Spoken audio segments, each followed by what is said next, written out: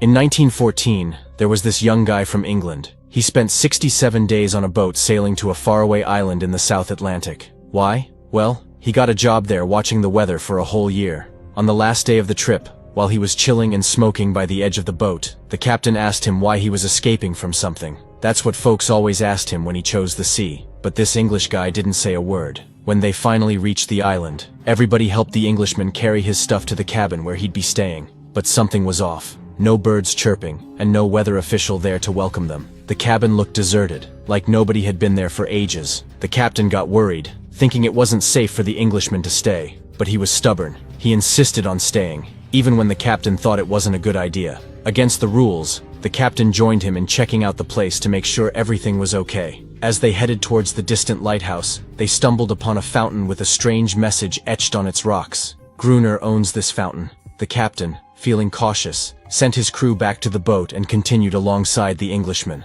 Upon reaching the lighthouse, they found it crudely protected. Despite their calls and knocks yielding no response, they barged in and ascended the stairs. Inside, they discovered an elderly man, Gruner, fast asleep. He mumbled about returning to the water before stirring.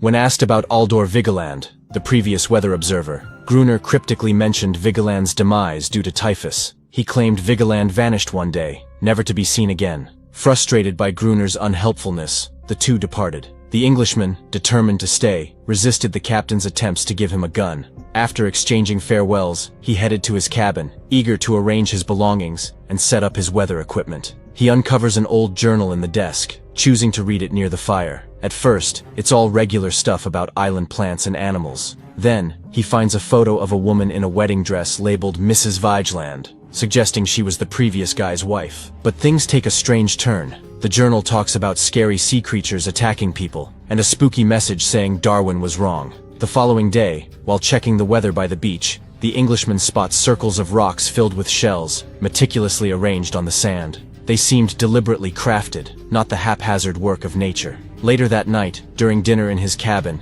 eerie noises echo outside, growls and thumps against the wooden walls. Slowly approaching the door, he's startled as a monstrous paw emerges from beneath it. A creature matching the drawings from the journal. More of them begin scaling the house. In a frantic moment, he dashes to the basement, slamming the door shut behind him. Peering through a hole in the wood, he sees the creatures above. Startled as one peers back through the same hole, he acts quickly. Stabbing it with a knife he manages to thrust through. Though he's secured in the basement, the creatures persist. To safeguard himself, he ties the door handle to the stairs and spends the night in basement. The next morning, he emerges to a grim scene. Blood stains the cabin floor, and peculiar footprints mark the sandy shore. In a rush, he heads to the lighthouse but is thwarted by an unyielding door. Repeated calls for Gruner prompt the old man to open a window, dousing him with water and adamantly denying entry, insisting he should have stayed on the boat. Undeterred, the Englishman prepares for the impending night. Sealing windows, he constructs a defensive circle around the cabin with wood and books, soaked in lamp oil. Inside, he barricades the door, loading a rifle for defense. The creatures soon descend, assaulting the reinforced windows and door. While he manages to shoot a few, their sheer numbers overwhelm him.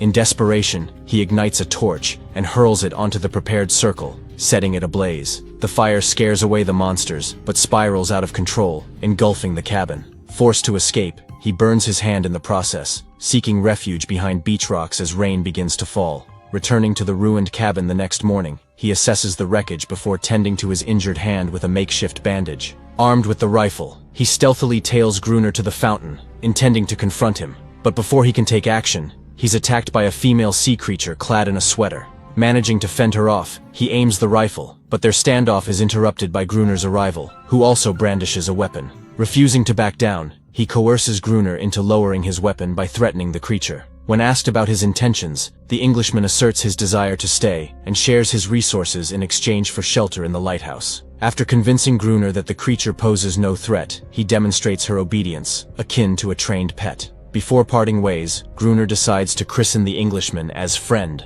In a scramble, Friend and Gruner gather as many supplies as they can carry from the cabin. Friend confronts Gruner, suggesting the previous weatherman wasn't a victim of typhus, but rather abandoned to the creatures. Gruner evades confirming or denying, urging them to depart as night looms. Days pass, and we find Friend slumbering within the lighthouse, abruptly awakened by the creature tenderly licking his burned hand. a revelation that her saliva holds healing powers. Gruner's entrance interrupts, revealing that Friend has slept for nearly 2 days, even wetting himself. They ascend, counting their limited bullets, engaging in conversation about the creature. Gruner admits his inability to communicate with her, merely commanding her actions. She's akin to a loyal dog, tethered to her master despite his cruelty. Friend, fascinated, marvels at her, and delves into theories about isolated sea creatures evolving uniquely for survival. In response to Friend's musings, Gruner abruptly steers him to the balcony, revealing the creature's aversion to light, whether natural or artificial. When questioned about Gruner's refusal to depart with the recent boat, Friend queries the allure of civilization. Gruner contends that he prefers the autonomy and control of his own fate in this remote place. Unperturbed, Friend suggests signaling passing boats, prompting Gruner's amusement as they are far from any commercial routes. The lighthouse's existence, Gruner reveals, was merely a facade to misdirect funds. Days trickle by, and Friend endeavors to forge a new beginning. While exploring the lighthouse, he improvises comfort by setting up a hammock and unearths an old diving suit. He starts marking the passing days on the wall and gradually acclimates to amicable interactions with the creature. As night descended, Gruner armed Friend and led him to the balcony adorned with lit torches and the radiant lighthouse lamp. Fully equipped, Gruner briefed Friend on the impending creature onslaught, stressing the importance of shooting only when they drew near. Gruner assured him that downing just a couple of them would trigger the creatures to turn on each other. Their own creature made loud sounds from the balcony above, leaving Friend pondering whether the monsters refrained from attacking to rescue her. When the creatures eventually arrived, Gruner swiftly engaged them in combat.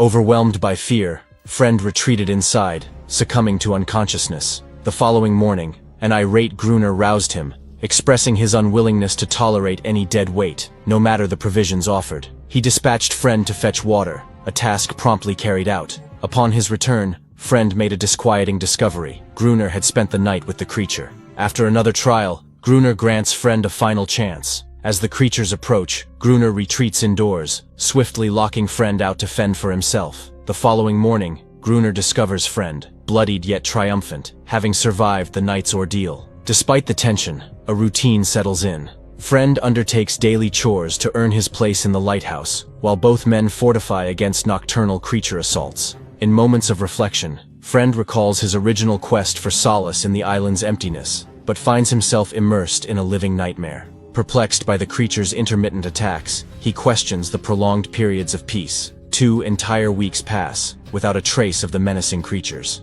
During his wood-gathering expeditions, Friend also scavenges whale bones for carving.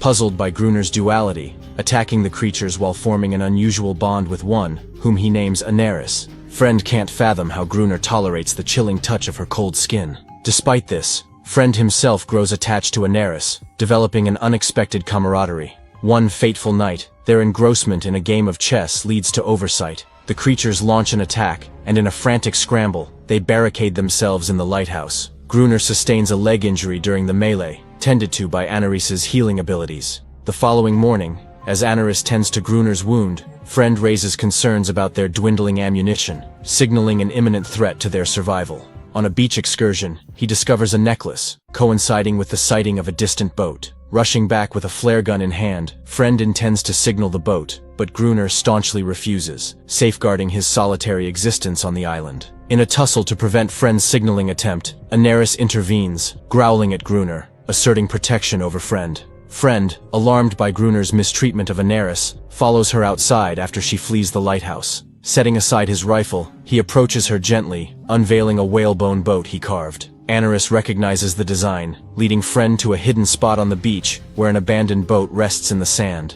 Excited, Friend rushes back to inform Gruner, who is already aware but deems the boat futile. Gruner asserts that attempting to leave on it would result in certain demise, either through starvation or creature attacks. When probed about the boat's backstory, Gruner reveals it belonged to a Portuguese man who escaped a shipwreck but fell victim to the monsters. The ship carried dynamite, now likely waterlogged and unusable. Friend unveils the discovered diving suit, proposing a plan to retrieve the submerged dynamite, believing it could help eradicate the creatures. However, Gruner dismisses the idea as a futile endeavor with no chance of success. Undeterred by Gruner's jealousy, the next day, Friend persists in repairing the boat. However, his focus shifts when he hears Anaris singing in the fountain. Stripping down, he joins her in the water, unaware that Gruner is watching, consumed by envy. Returning to the lighthouse, Gruner unexpectedly tosses the diving suit at Friend, claiming a change of heart. The underlying motive becomes clear. It's a ploy to rid himself of Friend and monopolize Aneris. Setting sail on the boat, they reach the shipwreck area. Friend dons the diving suit and descends into the depths, discovering boxes of dynamite. Tethering them to a rope, he signals for retrieval. Yet, two juvenile creatures knock him down, draining his air supply. Desperate for help, Friend pulls the cord 3 times, a distress signal deliberately ignored by Gruner. Forced to abandon the diving suit, Friend swims back to the boat. Returning to the lighthouse, they open the dynamite boxes. One is waterlogged, as anticipated, but the others remain intact. Outside, they bury the dynamite in 2 lines near the house, one perilously close to the walls. As winter settles in and snow blankets the island, a week passes devoid of creature attacks. One frosty morning, Friend discovers Gruner, nearly frozen, having spent the night on the balcony with his hand on the dynamite detonator. Rescuing him from the perilous cold, Friend disconnects the wires before ushering Gruner inside. Another 3 weeks pass uneventfully until Gruner, suspecting Aneris of signaling her companions, strikes her. Determined to set a trap, Gruner takes Aneris to the balcony that night, compelling her to sing, while Friend guards the open door surrounded by lamps. An unexpected gust of wind extinguishes some of the lamps, providing the creatures an opening to assail the lighthouse. As Friend ascends, fending off the attackers, Gruner attempts to trigger the dynamite without success. Left to defend himself, Gruner struggles until Friend arrives to reattach the wires to the detonator amidst the chaos. With the detonator reconnected, Gruner pulls the lever, causing the distant line of dynamite to explode and decimate most of the creatures. Ignoring Friend's warnings, Gruner impulsively triggers the closest line, resulting in an explosion that leaves both men unconscious. Come morning, they venture out to survey the aftermath. Gruner ruthlessly dispatches any surviving creatures, but Friend recoils when he discovers a bone necklace on one of them, a sign of intelligence. Gruner callously discards the necklace into the water. That night, the creatures stay at bay, but the melancholic sounds of Aneris echo from the beach. Gruner discloses how he found her as a crying baby trapped in a net, noting her tendency to return despite her initial distress.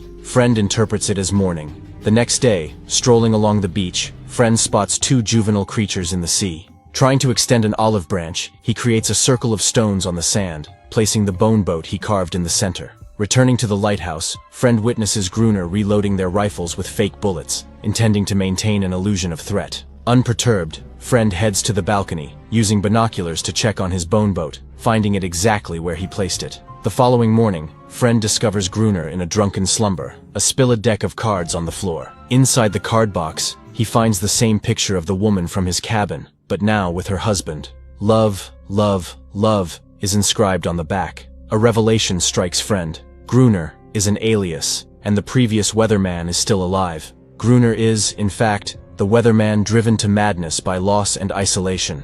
Disturbed by this revelation, Friend resolves to erase the day count he meticulously kept on the wall. As Friend wanders along the beach, he discovers the stone circle empty. The creatures have taken the little bone boat. Spotting a child monster in the distance, he places the torch he's carrying in the stone circle and cautiously backs away, signaling he poses no threat. Approaching him, the young creature is joined by several others, including a more confident-looking Aneris. The child creature seems about to return the bone boat to Friend, when Gruner interrupts with a rifle shot, shattering the peaceful moment. Friend attempts to reason with Gruner, insisting that the creatures are actually friendly. Ignoring him, Gruner commands Aneris to return home, but she refuses to comply. In a fit of distress, Gruner's desperate cries echo. Nobody leaves Gruner. Gruner leaves, as he rushes back to the lighthouse. Friend, attempting to reconcile with the creatures, witnesses the child creature fall from a shot fired by Gruner from the lighthouse balcony. In panic, all the creatures, including Aneris, flee into the water, sharing a poignant look with Friend before departing. Consumed by fury, Friend confronts Gruner, but Gruner gains the upper hand. Just as Gruner prepares to strike him with an axe, Friend reveals Gruner's true identity, Aldor Vigeland, and proclaims, Aldor Vigeland is not a murderer. Struck by these words, Gruner repeats, love, love, love, before opening the door and willingly exposing himself to the creatures. Watching in horror as the creatures attack Gruner, Friend shuts the door, resigned to the loss and the solitude that now envelops him in the empty lighthouse. As time moves on, 3 officers arrive at the lighthouse to wake up Friend, who's asleep in Gruner's old bed.